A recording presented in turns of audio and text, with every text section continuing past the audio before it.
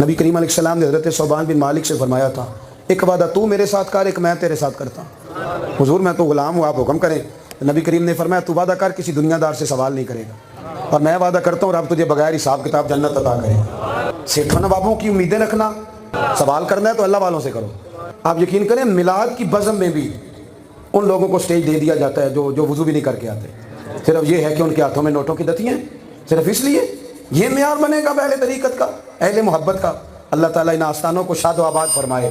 ہمارا عقیدہ ہے نا کہ نبی پاک حاضر و ناظر ہے، تو پھر ہماری تو تنہائیاں بھی پاک صاف ہونی چاہیے۔ ان کو تو دیکھتے ہی نہیں معاذ اللہ ان کے خیال کے مطابق، ہمیں تو دیکھ رہے ہیں نا، ہمیں تو نجی محفلوں میں بھی خیر کی بات ہی کرنی ہے، تو پھر ہمیں تو تنہائی میں بھی سچی بولنا ہے۔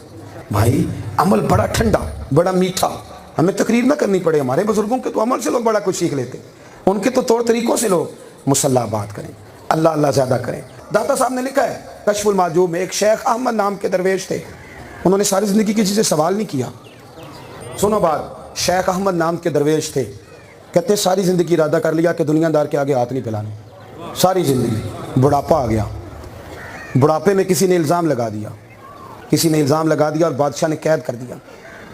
ابو مسلم اس کا نام تھا، درود و سلام کا بڑا ذوق رکھتا تھا، بادشاہ بھی بڑا نیک تھا، پر الزام لگ گیا۔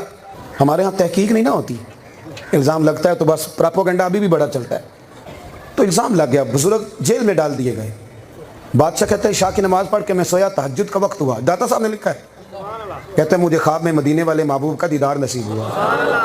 تو نبی کریم صلی اللہ علیہ وسلم نے فرمایا ابو مسلم تو نے اللہ کے ایک دوست کو قید کر دیا۔ اسی وقت اٹھا، جیلر کو نہیں کہا، حضور علیہ السلام کا حکم تھا نا، فوراً اٹھا، جا کے خود جیل کا دروازہ کھولا، بابا جی سے معذرت کی۔ بزرگ جب جانے لگے تو آگے کھڑا ہو گیا، کہنے لگا حضور میں حکمران ہوں، ابو مسلم میرا نام ہے، کوئی حکم ہو تو بتائیے گا۔ تو بزرگ کہنے لگے تجھے ابھی بھی سمجھ نہیں آئی، ابھی بھی نہیں تجھے سمجھ آئی؟ کہنے لگا جی کیا ہوا؟ فرمانے لگے جو تہجد کے وقت تجھے سوتے کو اٹھا کے بھیج دیتے ہیں کہ جا اس کا دروازہ کھول، وہ مجھے کسی دنیا دار کی ضرورت باقی رہنے دیں گے؟ کسی دنیا دار کی ضرورت باقی کرو مد ہے اہل دول رضا، پڑے اس بلا میں میری بلا۔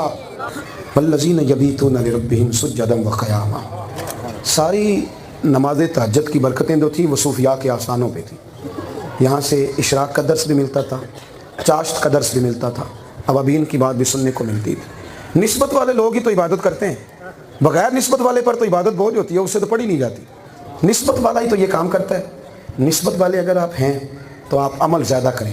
آپ یقین کریں 5 گھنٹے جو لوگ بیٹھ کے مسجد کے حجرے میں بحث کرتے ہیں، ان سے کہا جائے نا یہ تسبیح لے لو اور 100 بار درود شریف پڑھ دو اور 1 سپارہ قرآن پاک کا پڑھ دو، تو یہاں انہیں کام یاد آ جاتا ہے یا نیند آ جاتی؟